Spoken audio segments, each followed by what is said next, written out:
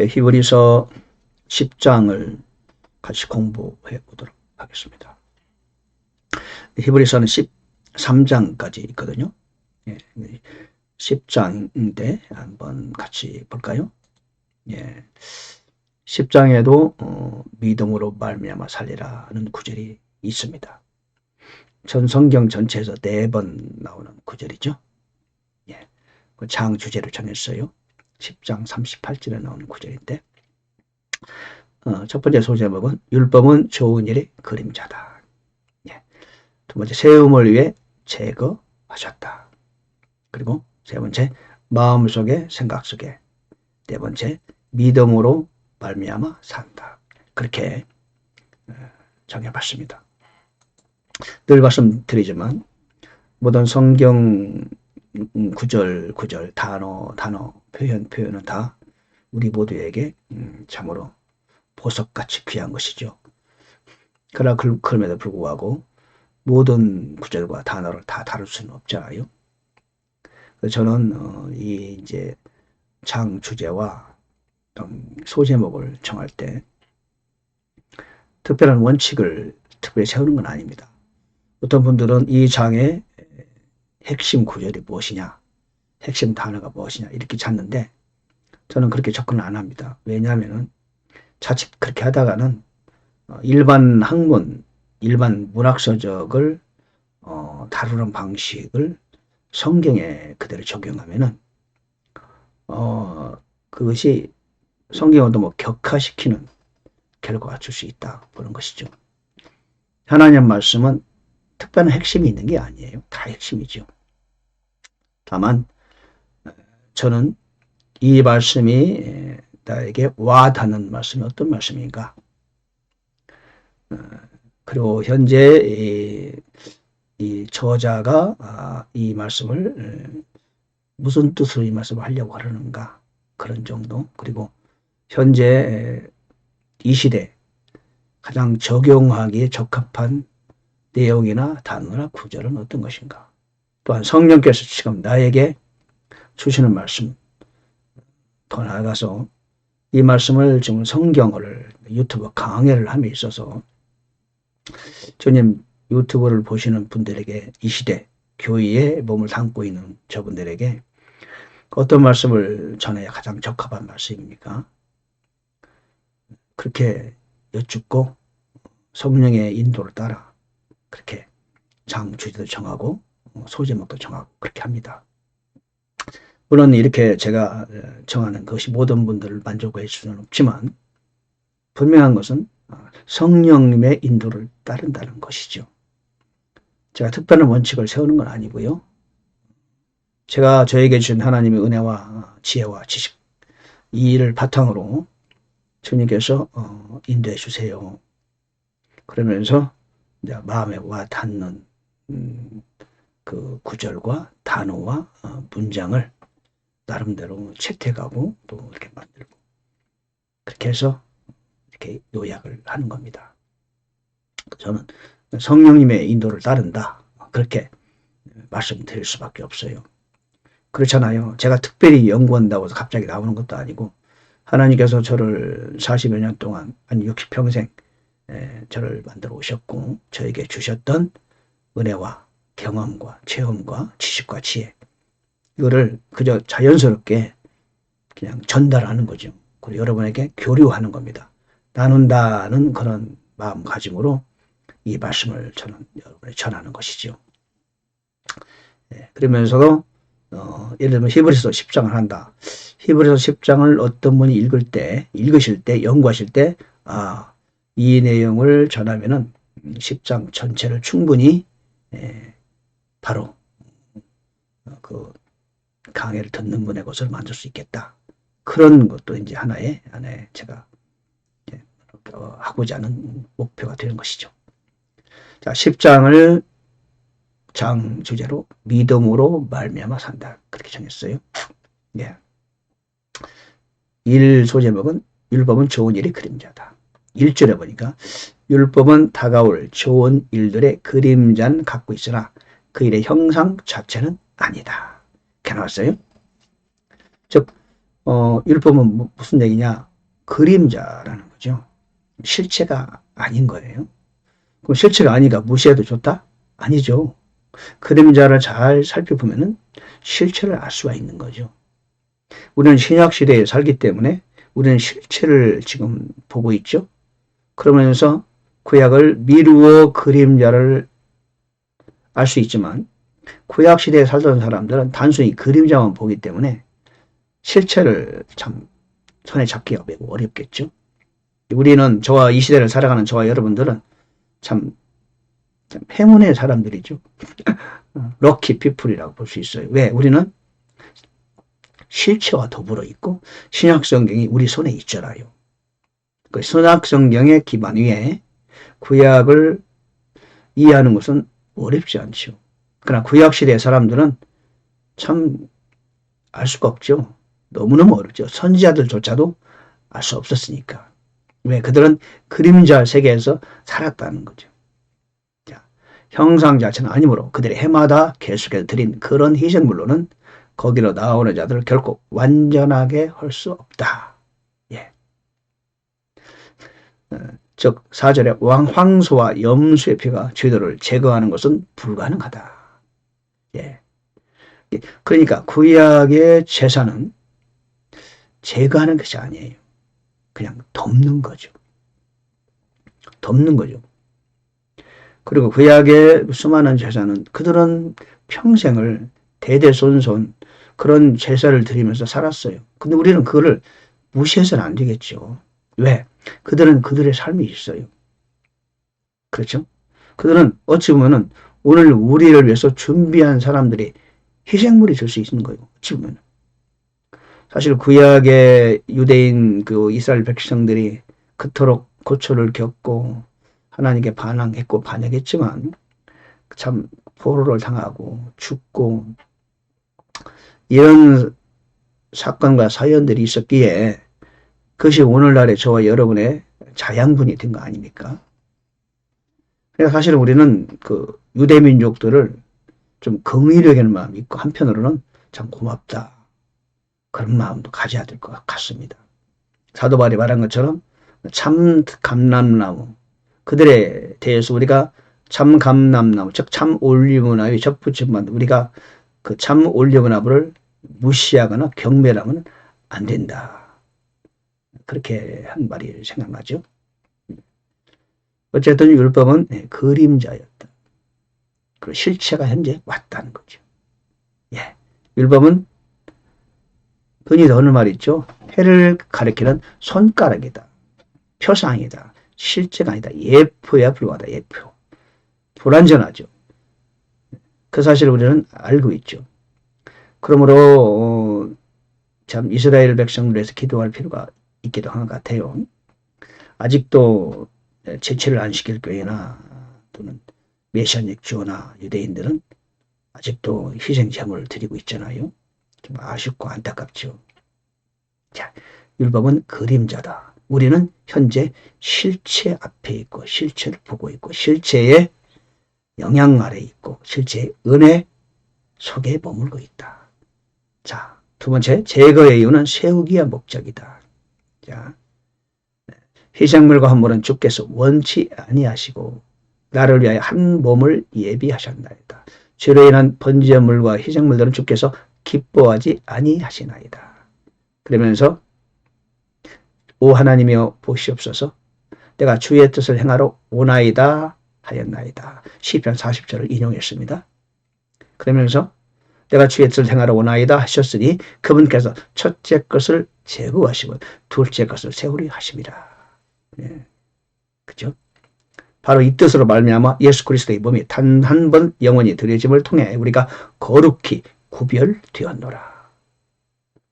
참 우리가 얼마나 큰 참 행운의 사람인가를 우리가 참 뼈저리게 깨달아야 돼요. 구약의 수천 년의 그 역사가 어찌 보면 우리를 위한 희생물인 거예요. 사실은. 그러기 때문에 예수님께서 오실 수 있었고요. 그 구약의 수많은 그 참 역사를 딛고 예수님이 오셨고 예수님이 오신 은혜를 우리가 지금 누리고 있는 거 아니겠습니까? 우리는 그 유대인들의 그 조상들을 참 나무라거나 손가락질 것이 아니고 참 미안하고 감사한 마음을 갖는 게 좋을 것 같아요. 예루살렘 평화를 위해서 기도하라는 하나님의 말씀이 역시 합당한 거지요. 자, 첫째 것을 제거하셨어요. 그러나 구약 모든 것도 사실 제거된 거죠. 윤리와 도덕적인 어떤 그러한 그 십계명을 제외하고 모든 제사와 관련된 율례와 법들은 이미 다 제거해서 왜요? 둘째 것을 세우려 하십니다. 둘째 것은 뭡니까? 복음의 그리스도의 십자가의 놀라운 은혜와 은총을 바라는 것이죠. 그래서 제거한 이유는 세워지게 한 것이고 그러면 첫째 것은 왜 존재했느냐? 둘째 것을 위하여 존재했었던 것이다. 그런 것이죠. 네. 그러면 둘째 것이 완전히 사라졌느냐? 그러나 사라진 건 아니에요. 왜냐하면은 첫째 것은 사라진 게 아니라 둘째 것은 우리가 이제 누리고 있고요. 구약이 완전히 교회로 넘어온 것은 아닙니다. 지난번에 말씀드렸는데, 예. 구약의 그 하나님의 약속들이 아직도 유효합니다. 유대인들에게는 유효한 것이죠. 그들은 교회가 아닙니다. 그들도 구원을 받습니다. 그러나 교회가 구원받는 방법과 유대인들이 구원받는 방법이 다릅니다. 그들에게 주어지는 미래의 보장과 약속도 다르죠. 다음에 곧 나옵니다. 세 번째, 마음속에 생각 속에. 예. 이건 이제 15절에 보면 이것에 대하여 성령님께서도 우리에게 증인이 되시나니 주가 말하더라 내가 내 법들을 그들의 마음속에 두고 그들의 생각 속에 그들을 기록하리라 하신 뒤에 내가 그들의 죄들과 불법들을 다시는 기억하지 아니하리라. 예. 히브리서 8장 10절 이하에도 나왔었죠. 이 말씀이 적용되는 그 방향이 두 가지입니다. 유대인들에게도 적용돼요. 그리고 이 말씀 우리는 잘 알다시피 우리에게도 적용되죠. 자, 현재 이 히브리서는 히브리인들을 그 대상으로 기록된 서신입니다. 그렇다고 해서 교회는 적용 안 된다. 절대 그건 아니죠. 주로 교회, 저와 여러분들을 향해서 쓴 서신이죠. 그럼 한편 히브리인들에게 쓴 서신이라는 걸 알아야 되겠죠. 그래서 구약 이야기가 많이 나와요. 근데 히브리인들에게는 아직도 육체적인 약속이 남아 있습니다. 그들이 앞으로 미래에 취할 하나님의 약속은 뭐냐? 천년왕국입니다. 눈에 보이는 천년왕국. 우리는 천년왕국에서 부활체로 살아가는 거죠. 교회에 주신 하나님의 약속은 새 예루살렘 성이고 그리고 천년왕국에서는 예수님과 더불어 분봉왕 노릇을 하는 것이고 통치하는 약속이 남아있어요. 휴거되고 그리고 재림할 때 같이 오고 상급심판 받고 어린 양의 혼인식을 거쳐서 우리는 천년왕국에서 통치합니다. 그리고 새 예루살렘 성이 약속되어 있습니다. 그러나 유대인들은 우리와는 다릅니다. 그들도 구원을 받습니다. 온 이스라엘의 구원을 받죠. 11장 26절에 나오잖아요. 넘어가세요. 그러나 그들은 우리와는 구원 방식이 달라요. 그들은 땅에서 가나안 땅, 팔레스틴 그 땅을 그대로 자신들이 상속받아서 거기서 그 구약에 약속했던 그대로 예수 그리스도를 왕으로 모시고 평탄한 삶을 사는 거죠.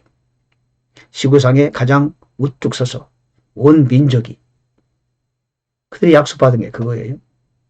그들 중에서도 정말로 예수를 나의 구세주로 영접하는 사람이 있다면 그들도 교회에 가입이 되겠지만은 유대인들이 예수 믿는 얼마나 어렵습니까? 메시아학교도 현재 교회와는 좀 다릅니다. 제가 보기에는 예수 그리스도를 믿지만 구약의 율례를 여전히 지키고 있잖아요. 제사도 지키고 있고 소도 잡고 그렇죠? 메시아학교하고는 교회하고는 좀 저는 다르다고 보고 있습니다. 예, 그래서 이 말씀은 바로 이 말씀은 그들에게도 적용되고 우리에게도 적용되는 양자가 적용되는 것인데 특별히 15절에 있어서는 성령께서도 우리에게 증인이 되셨다. 이 말씀을 토대로 볼 때 이 구절은 16절 이하의 구절은 내가 내 법들을 그들의 마음속에 두고 그들의 생각 속에 기록한다. 이 말은 바로 교회 시대에 적용하는 것이 합당하다 보고 있습니다. 그리고 히브리서 8장 10절은 이제 환란 시대의 히브리인들에게 적용이 가능하다고 보겠죠. 예, 이거 마음속에 생각 속에 현재 우리 교회 시대에 살고 있는 저 여러분에게 주님께서 성령이 내 안에 계시잖아요. 내 안에 성령께서 증인이 되신단 말이죠. 그렇죠? 근데 8장 10절 이하에서는 성령께서 우리에게 증인이 되신다 이런 말씀은 없어요. 이런 구절 자체가. 그렇죠? 예. 그래서 이제 확실함과 진실함으로 나아가자. 예. 우리가 믿음에 충만한 확신 속에서 진실한 마음으로 가까이 다가가자. 그렇게 우리에게 권고하고 있습니다. 어떤 사람의 습관과 같이 우리 함께 모이는 일을 피하지 말고 서로 권면하되 그날에 다가올을 너희가 볼수록 더욱 그리하자. 함께 모이고 교제하고 서로 간증하고 함께 기도하고 이런 일이 있어야 되겠죠. 예. 여기서 단순히 교회에서 모여 예배드려 이건 다릅니다. 사실 오늘날 교회에서 예배드리는 것 1시간 이상 예배드리는 거는 그거는 교회에서 성경서 말하는 예배하고는 좀 거리가 있죠. 네 번째, 믿음으로 말미암아 살리다. 예. 이 말씀이 있어요. 26절에 우리가 진리에 관한 지식을 받은 뒤에 고로 죄를 지으면 다시는 죄들로 인한 희생물이 남아있지 아니하고 대적들을 삼킬 핀팔과 불같은 경로에 대하여 두렵게 기다리는 어떤 일만 남아있으리라. 예, 그러면서 모세의 율법을 범한 자에게 긍휼을 얻지 못하고 죽었다. 그 얘기를 지금 히브리인들에게 구약의 예를 들면서 지금 권고하고 경고하고 있잖아요. 그런데 오늘날 우리에게도 적용되는 말씀이죠. 하나님 아들을 발로 받고 29절입니다. 자기를 거룩히 구별한 언약의 피를 거룩하지 아니한 것을 여기며 은혜의 영께 무례 행한 자가 당연히 받을 것으로 생각되는 형벌은 얼마나 더 극심하겠느냐 너희는 생각해보라. 그런 말씀이 있어요. 주가 자신의 백성을 심판하리라. 살아계신 하나님의 손 안으로 떨어지는 것은 두려운 일이로다. 이런 말씀이 있습니다. 그러나 우리도 참 두렵고 떨리는 마음으로 참 주님의 길을 잘 따라야 될 것을 보고요. 여기서 말씀하는 것은 지옥 간다는 그런 말을 하는 건 아닌 걸 보여요. 우리가 예수 그리스도의 구세주를 영접하고 성령에 대해 계시면은 죄를 지게 되면은 하나님의 형벌이 있지만 지옥 간다 그런 뜻으로 말한 것으로 보이지 않습니다. 살아계신 하나님의 손 안으로 떨어지는 것은 두려운 일이로다. 지옥 간다 그런 표현이 아니고요. 하나님께 엄청나게 혼나는 거죠. 그런 거죠. 그렇죠? 그리고 이제 우리가 선행을 계속하면은 하늘의 큰 보상을 갖게 된다. 이랬죠. 너희가 하나님의 뜻을 행한 뒤에 그 약속하신 것을 받기 위해 너희에게 인내가 필요하니라. 조금만 있으면 오실 분께서 오실 것이요 지치하지 아니하시리라. 이제 의인은 믿음으로 말미암아 살리라. 어떤 사람이 뒤로 물러가면 내 혼이 그를 기뻐하지 아니하리라. 예, 그렇게 있습니다. 그러니까 이 믿음은 의인은 믿음으로 살리라. 이 말씀이 성경에 4번 나오잖아요. 하박국 2장 4절, 로마서 1장 17절, 갈라디아서 3장 11절, 그리고 여기 10장 38절인데 여러분 믿음을 가진 저와 여러분들에게 모두 해당되는 말씀이죠. 물론 이 말씀은 구약에서 시작된 말씀이죠. 하박국이 말한 거. 하박국서에서 하나님의 하박국이 말한 것이죠. 오직 의인은 자기 믿음으로 살리라. 예.